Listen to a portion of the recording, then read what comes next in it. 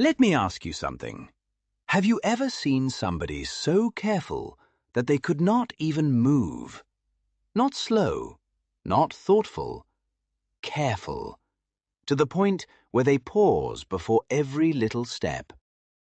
Because I had a student like that once. I had a young man named Terrence come into my sewing class. He was about 18 years old. At the community center, you had to fill out an application before you could join the class. In his case, his mother handled most of it. She brought him in herself, walked him right up to the door, stood there for a second, and you could tell she wanted him to be somewhere better than where he had been. She was not loud about it, but you could see it.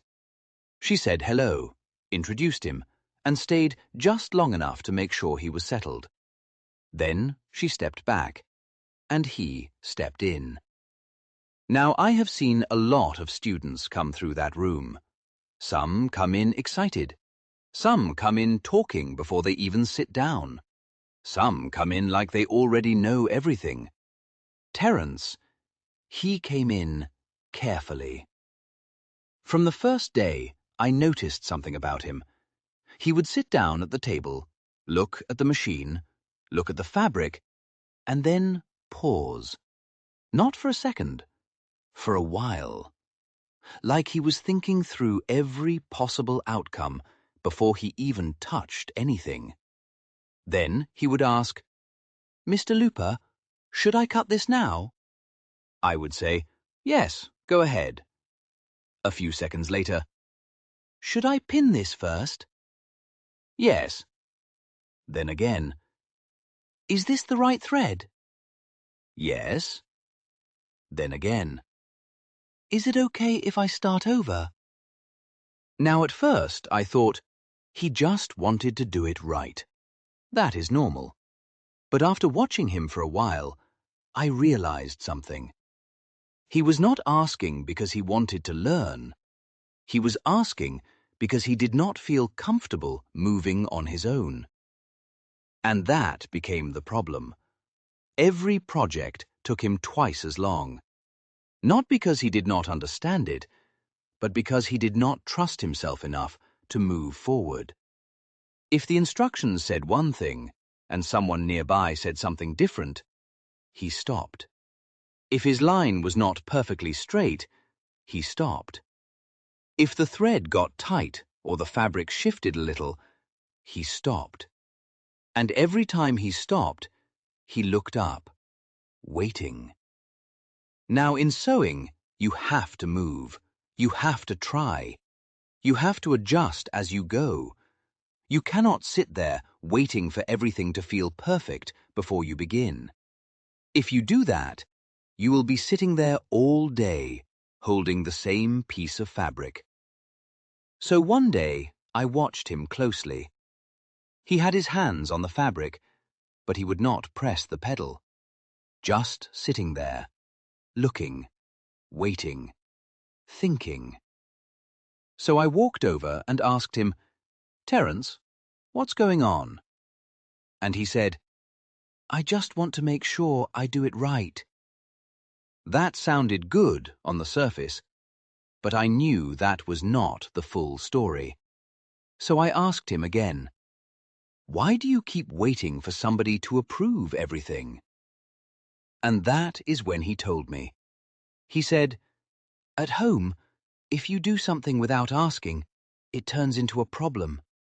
And if you do it wrong, it turns into a bigger problem."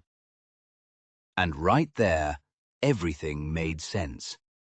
This was not about sewing.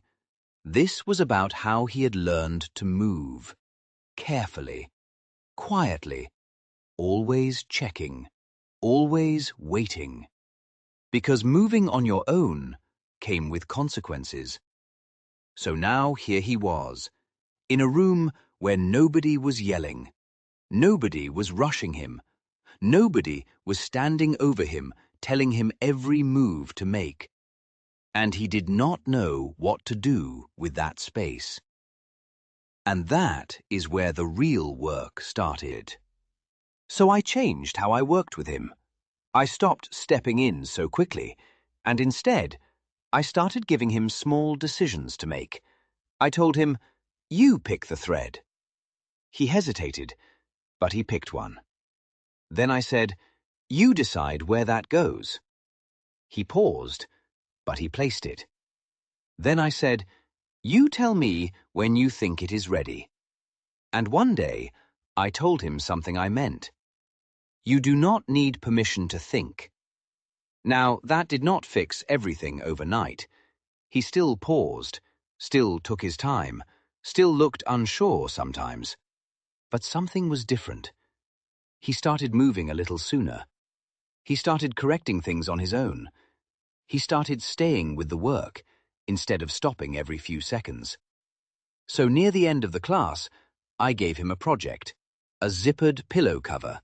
Simple enough to follow, but enough steps to make him stay focused. He had to measure it, cut it, line it up, keep everything even, and put in that zipper. He looked at it for a moment, then looked at me and said, "Maybe I do not need a zipper, Mr. Looper." I said, "Yes, you do.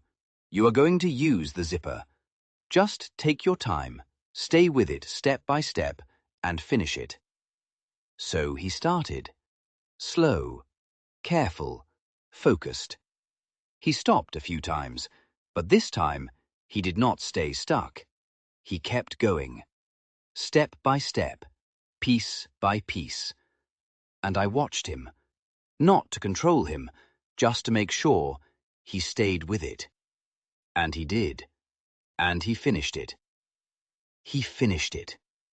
And when he looked at it, he held it in his hands, turned it over once, looked at the zipper, checked the corners, ran his hand across the fabric, and then he said, real quiet, "I was born for this."